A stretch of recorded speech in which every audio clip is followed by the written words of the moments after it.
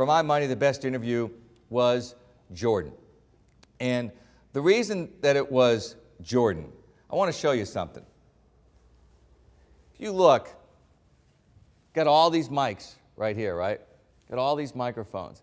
And Jordan isn't looking up. Jordan isn't looking down. Jordan is looking right here at the guy asking the question. Now, I've been in hundreds of situations like that in my life.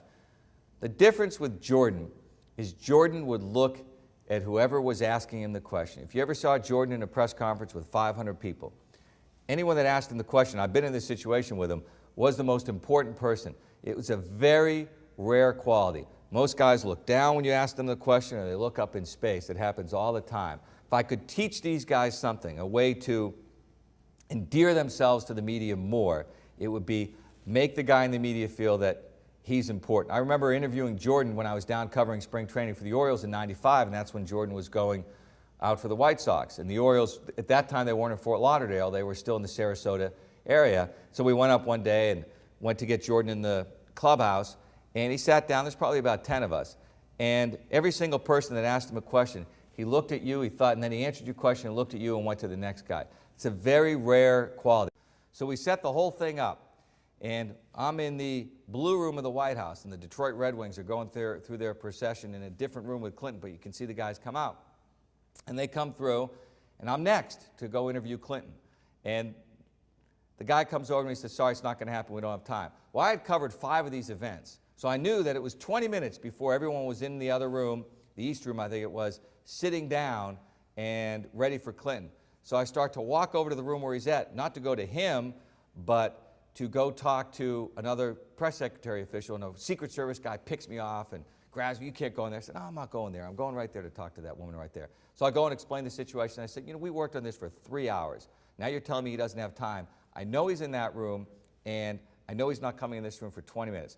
She goes around the corner, she walks, and there's a kind of a wall right here, and I see a head bopping back and forth, and she looks and she goes. So I walk over, and there's Clinton. So I interview Clinton for 2 minutes. My biggest concern at the time was that guy talk. He'd say to me, he'd say, hey, that's a nice tie, where'd you get it? And I'd have to say, Monica gave it to me, because that was my wife's name. So I was a little concerned about that. So the Baltimore Sun picked up on it, did a very nice article in the Baltimore Sun. As it turns out, it was the first one-on-one that Clinton had done in an entire year. And so they wrote how I beat Wolf Blitzer and all those guys. So that was kind of my biggest get. Just to show that I'm politically balanced, I interviewed Newt Gingrich one time. He did my celebrity football picks as well. For me, if you cheated, you're not in the Hall of Fame. To me, this is not a court of law, no offense, Ted. You don't have to have beyond a reasonable doubt. You don't have to have a conviction of Barry Bonds or Roger Clemens for me to say they did steroids. Don't put them in the Hall of Fame. I don't believe the people who say, well, you know what, Bonds was a Hall of Famer before he cheated. Clemens was a Hall of Famer before he cheated. So he's a Hall of Famer anyway. To me, there is addition by subtraction or vice versa. To me, the fact that they cheated takes away. It's like if you have a guy who's the father of the year for 10 straight years, the 11th year he beats his kid, you know what? He's not such a great father after all. Take back the 10 years of greatness. Pete Rose is another guy people would always talk about, well, Pete Rose should be in the Hall of Fame. I've always felt like Pete Rose took the deal in 1989. The deal was, you don't talk anymore about me, John Dowd, and I will accept lifetime banishment from baseball. There was no mention of parole. Anyone that's been banished from baseball, they don't necessarily get back. In fact, they haven't gotten back. So for me, Pete Rose, he broke the rules of baseball. He accepted the punishment. The only time Pete Rose ever truly admitted that he bet on baseball, do you know when he did it?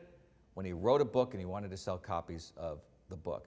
To me, to be in the Hall of Fame is not a right. Some people say it's a right. To me, I believe it's a privilege, and it's okay to keep guys out of the Hall of Fame, even if they have the number credentials. They had a media section, and so all the media sits together. So the guy I sat next to, remember they were playing the Giants, was Andy Rooney from 60 Minutes. He was the guy next to me. Incredibly cantankerous, miserable guy, particularly since his Giants were losing. There was a guy that I was a co-worker of mine, a news anchor at Fox 45 at the time, Craig Demchek. And I'm sitting up here, and he's a couple rows down, and he sees that I'm sitting with Andy Rooney. He says, Steve, I got to get your picture. So he gets out his camera, comes over, says, hey, let me get a picture with you guys. So I'm like this. I go back and look at the picture. When I look at the picture, it's me like this, Andy Rooney like that. Third quarter, we're all sitting up there. It's Tampa. It's hot, and we're very, very thirsty, but for some reason they weren't bringing drinks up to the media section. So everyone, we're all talking, oh God, I got to get something to drink, but can't leave. So finally, the guy comes up with some drinks. So I don't want to wait till he comes up to me because I figured it'll be gone. So I go down and I said, Mr. Rooney, would you like me to get you a drink? No, I'm fine. So sure, I'd be happy to come back with another drink. No, I'm fine. So I go down, I get my Coke, come down, I sit down, I say, you sure you don't want me to get you a drink? He goes, no, I'm fine. Reaches in my hand, grabs out my drink, pours half in his glass. I'll just drink some of yours. My personal opinion is that if you're Cal, you go run somebody else's organization. Don't run an organization where your likelihood of success is about what it was as a batter. See, as a batter, if you hit 300, you're successful 3 out of 10 times, you're a great player. If you're an owner or you're a GM and you're successful 3 out of 10 times, you're gone and everybody hates you. I think Andy MacPhail has made some very good moves. Do I think that he's ultimately going to truly give Andy MacPhail the reins to do what he needs to do? I'm pessimistic just based on his history of what he's done.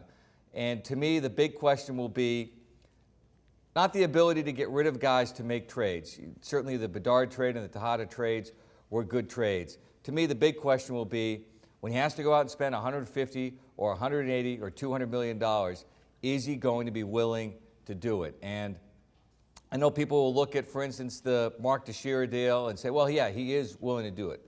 Well, you know what? Their offer was $140 million. It's easy to put an offer out there when you're fairly confident that a guy isn't going to take it. You know, we went, if you remember, we went through that kind of with Paul Konerko a few years ago. Well, we were right in there. He just wasn't going to come here. Well, then it doesn't really count.